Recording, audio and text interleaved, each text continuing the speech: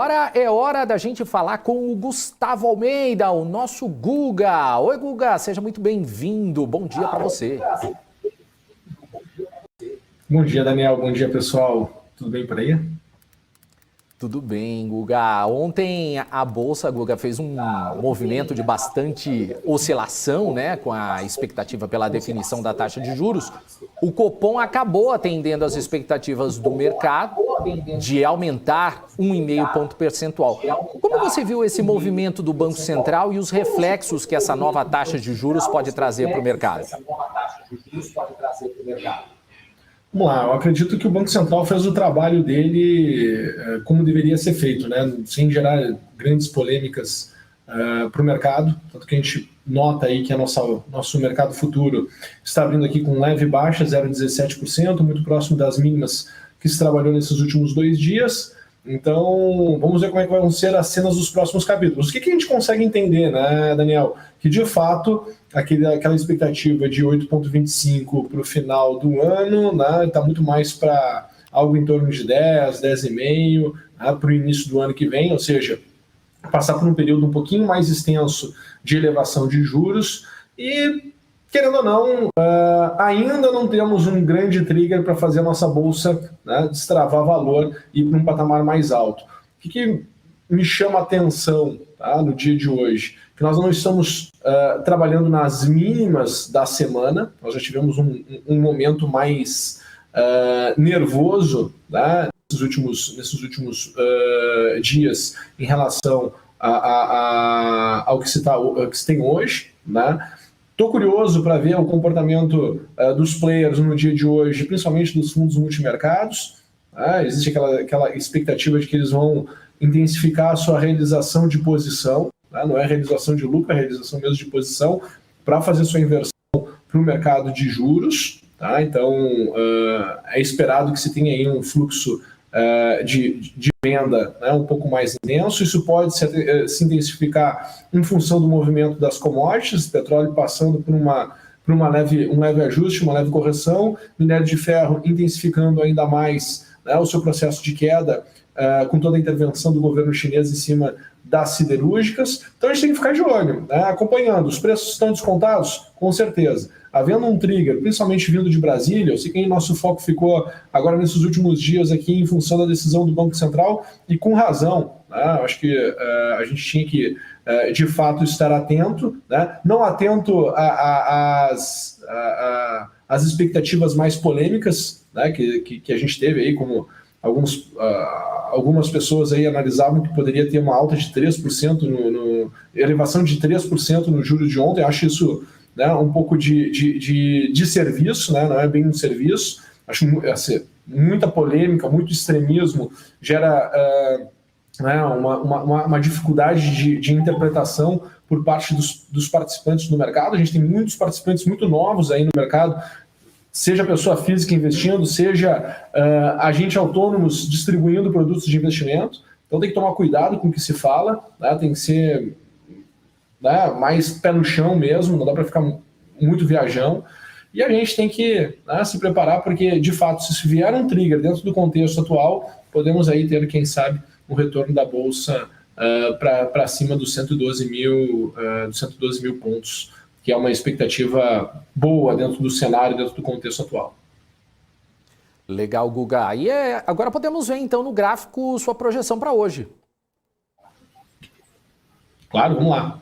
Compartilhar com vocês aqui a minha tela, entrando detalhadamente, começando aqui pelo próprio Ibovespa, olhar aqui para o que está acontecendo aqui no nosso Ibovespa numa visão mais de longo prazo. Tá? Lembrando que nós estamos trabalhando, abaixo da região dos 112.200 pontos, região essa dos 112.200 pontos, que é uma região que é um nível, né, que eu gostaria que o mercado tivesse se mantido acima, tá? Que é onde fecha uma estrutura corretiva, né, que traz esse sentimento de que o ano de 2021 todo ele foi de correção, certo? Depois que a gente chegou nesse patamar, o mercado ele começou a aumentar a volatilidade e intensificou aqui o processo de correção.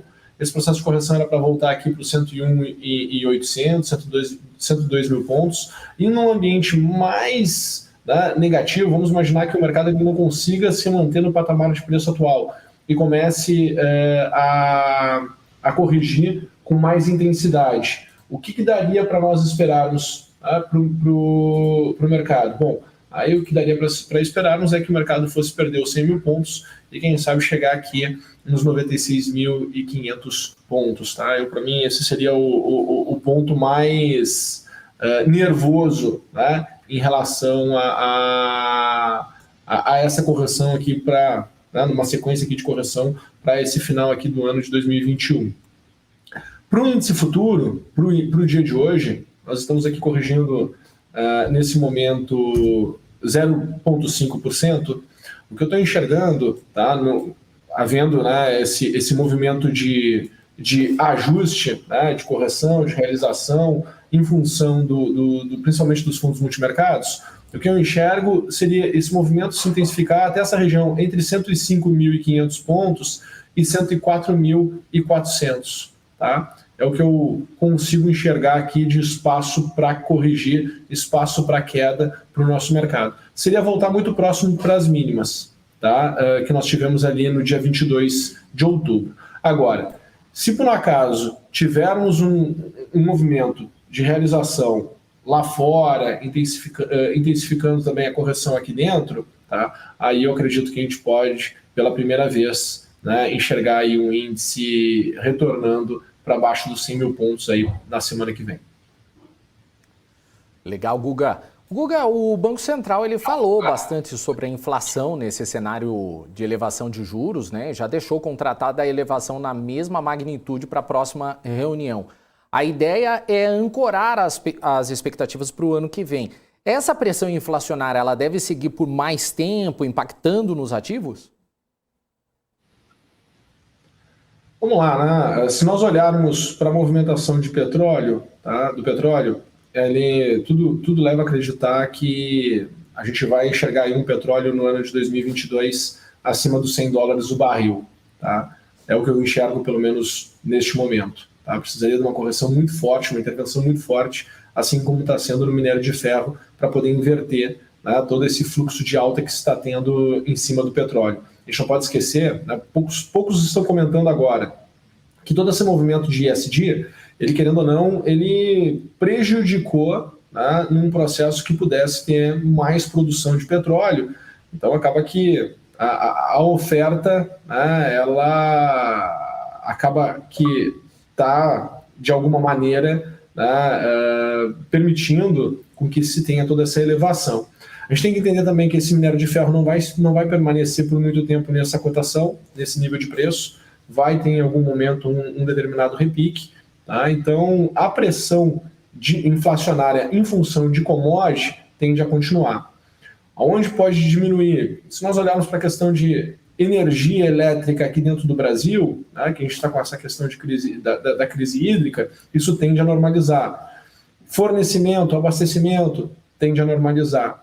Tá? Então, assim, dizer que a pressão inflacionária vai acabar em um determinado momento, né, eu vou dizer que sim. Né, que é passageira? Acredito que sim. O problema é o que o mercado vai fazer até chegar nesse momento que vai desacelerar. Né, como tudo. Né, querendo ou não, tudo é meio que passageiro, se nós formos olhar. Uma tendência de alta é passageira, uma tendência de baixa é passageira. O tempo que importa. Né, quanto tempo essa pressão vai permanecer? Quanto isso vai gerar de impacto nos participantes, nos players, no bolso do investidor, até que as coisas mudem, né? E quem consegue esperar esse tempo? Essa é uma outra coisa que a gente tem que ir monitorando, né? Quem de fato vai conseguir esperar esse tempo, né, e essa pressão inflacionária de fato passar e começar a reduzir. Então a gente tem que ir dançando a música, né, que está tocando.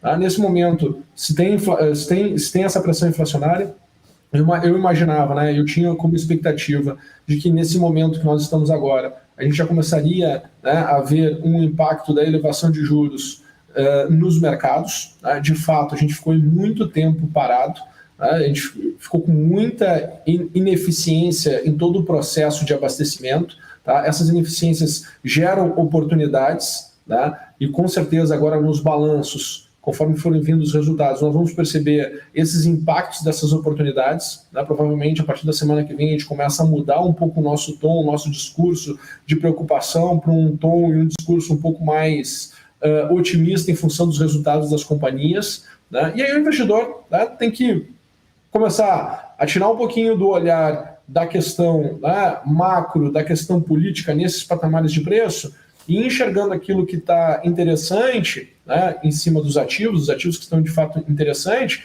começar estrategicamente, né, e se posicionando para poder pegar, quando a Bolsa, né, parar de ter esse movimento de correção, começar a ter um movimento de melhora, para poder surfar aí toda a valorização e todo o ganho que nós podemos ter depois.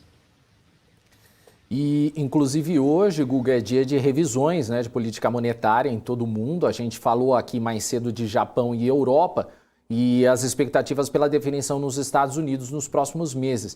Como essas movimentações no mundo elas podem impactar no mercado aqui no Brasil? Na verdade, o mercado brasileiro ele é muito pequeno, né? Se nós formos olhar o dinheiro de investimento mesmo que está aqui dentro da nossa bolsa, se nós pensarmos na nossa bolsa, né, ele é muito pequeno. Então, qualquer fluxo um pouco mais intenso de estrangeiro, por exemplo, quando o estrangeiro olha para a nossa bolsa, o que ele enxerga, né? Emergente e commodity. Tá? Então, todas as movimentações de emergente ou commodity, poxa, a gente ganha, né, uma intensidade aqui na nossa negociação. O problema é que o Brasil é um país muito confuso de se entender para o investidor, né, estrangeiro. Existem mercados que são muito mais fáceis de se entender. Esse imbróglio político aqui traz essa confusão, o que faz com que o dinheiro grande nunca venha para cá. Pode ser que um dia isso mude. Mas até hoje a gente nunca conseguiu enxergar aí o dinheiro grande de fato vir para cá, não sei, entre 2002 e 2008, que teve ali um movimento um pouco mais intenso, né? Mas a gente ainda não tinha passado aí por uma experiência de ser grau de investimento como a gente já passou. Né? Então, assim, vem um dinheiro maior, mas não vem aquele big money mesmo, que vem, que senta e que, querendo ou não, fica alocado nos ativos, o que tira, de certa forma, uma certa liquidez de oferta de ativo, e aí os preços eles acabam, né, se valorizando cada vez mais. Coisa que a gente já viu em alguns ativos isolados, né, e a gente percebe a importância, né, de um big player estar posicionado para uma valorização de fato da bolsa no longo prazo, né? Porque quanto mais pessoas quiserem um determinado ativo e se mantiverem com esse ativo, menos ativos vão estar disponíveis em circulação em um movimento de queda, em correções das bolsas, né? Então a gente não tem isso. Então, uma vez que nós não temos isso, a nossa volatilidade acaba sendo maior, os processos de correção são maiores, né? E por ser um mercado pequenininho ainda, toda vez que entra uma intensidade maior de ajuste, de queda, o impacto também é maior. Então a gente ainda é uma economia confusa e difícil para um investidor quando ele compara, né? Para nós que estamos aqui dentro parece estranho escutar isso, mas para o investidor estrangeiro que está olhando, tem várias opções na frente, quando ele chega ali no ponto Brasil, pô, é uma incógnita, é uma confusão, né? E a gente faz questão de ser confuso mesmo. É incrível isso. Tá? Então, assim, um ajuste, uma correção nos mercados lá fora, com certeza vai intensificar essa sensação negativa que a gente está tendo aqui de curto prazo. Legal. Vamos fazer a análise então agora, Guga. O Rui Rengel aqui está Claro, pedindo VEG para você. Só olhar então o VEG 3.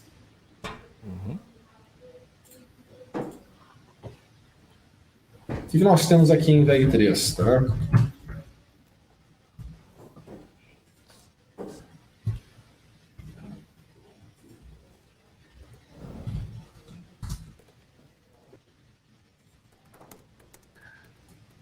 Estudando aqui VEG 3, eu tinha conversado com o pessoal, né, que nós tínhamos aqui, o nível que nós estávamos, na verdade, em VEG 3, quando nós olhávamos aqui o ciclo de alta, tá, era um nível de uma estrutura lateral, aqui nessa região de 78,6, que era a região de R$41. O mercado já tinha feito, tá, um movimento de correção inicial mais intenso, o que fez com que a volatilidade do papel voltasse a subir, né? Então a gente teve aqui uma volatilidade que voltou a subir, e agora, né, existe espaço aqui para uma segunda etapa de correção, que seria voltar aqui a 32,90. Tá? Num cenário mais positivo, o que eu enxergo é VEG com condições de voltar lá para R$ 45. Tá? Mas não seria algo onde VEG iria voltar a fazer novas máximas históricas. Tá? Então, por hora, se você fosse falar assim, poxa, Guga, o que você está achando aí de VEG? Né? Pô, a minha análise é que ela está extremamente precificada. Uma vantagem seria se voltasse para R$ 33,90, R$ 34, para ser uma boa janela para se posicionar dentro do contexto atual. Tá? Tem que se ter um gatilho operacional claro, objetivo, né, para que não fique posicionado em um potencial movimento de baixa. Tá? E na minha observação, desde o dia 22 de outubro, eu estou com uma sinalização de que, poxa, no curto prazo, não está valendo a pena estar com uma posição aqui montada em VEG neste momento. Tá? Obviamente que, havendo a correção até R$ 34, tá, tu vai ter aqui uma vantagem bacana para se tomar posição, havendo um gatilho de compra, para voltar lá para os 44,60. Boa, Guga. O Leandro Rui, ele está pedindo para você analisar a Positivo. Vamos olhar Positivo, então. Pose 3. Vou botar aqui para vocês. O que está acontecendo aqui em Positivo? Tá? Mesma coisa, não terminou ainda o ciclo de ajuste. Eu acredito que espaço tem aqui para voltar aqui para a região de R$ 8,00, 7,75, tá? Onde eu vou enxergar de fato o Positivo encerrar o seu ciclo. Tá? Deixa eu remover aqui os desenhos. Vou botar aqui a escala logarítmica novamente e traçar aqui no detalhe para que o pessoal possa entender. Tá? O que está acontecendo aqui com o Positivo? Ó. Nós tivemos toda essa valorização entre os dias 10 de maio deste ano e 7 de junho deste ano. Depois o ativo corrigiu 38,2%. Tenta uma vez, tenta duas vezes seguir a tendência. Só que teve uma etapa só de queda, né? Eu sempre falo, toda queda,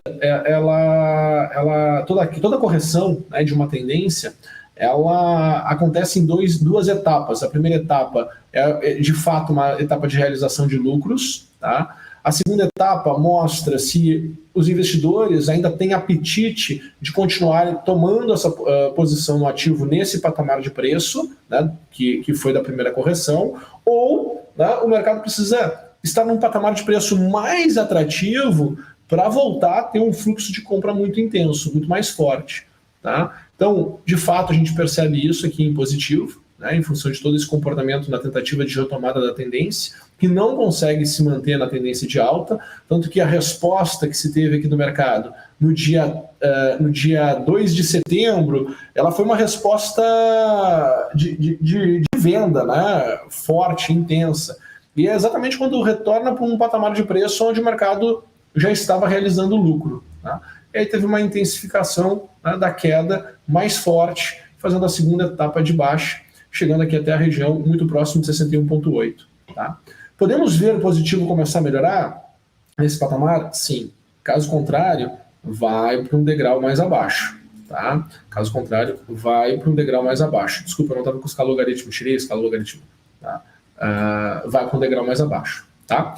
Então, quando esse movimento aqui terminar, tá, aqui de Positivo, bom, aí o que nós precisamos enxergar em Positivo? Tá? Nós precisamos enxergar sinais de que a gente vai estar começando um ciclo de alta. E aí eu preciso de um primeiro movimento, né, que é os participantes do mercado tomando posição a qualquer preço, ou seja, alocando de fato a sua posição num primeiro momento, param de alocar a sua posição, deixando uma marcação onde eles entendem que é interessante, né, até o nível que é interessante eles estarem tomando risco. O que vai acontecer com o mercado logo em seguida? O mercado ele tenta, né, uma vez que diminui esse fluxo de compra, ele vai tentar continuar a tendência, de queda, tendência de baixa, passando mais tempo, não conseguindo avançar para um degrau mais abaixo, aí sim nós temos aqui uma janela muito interessante para os players voltarem às compras com mais intensidade, e aí a gente vai monitorando para ver se a volatilidade está baixa, né, se o contexto está interessante, se a relação de risco-retorno faz sentido e até onde nós podemos projetar essa movimentação de alta. Tá? Então, por enquanto, por hora, o que eu enxergo no positivo é essa fotografia. O L. Júnior está pedindo aqui Cosan. Vamos olhar Cosan. Vou compartilhar aqui com vocês. Cosan 3.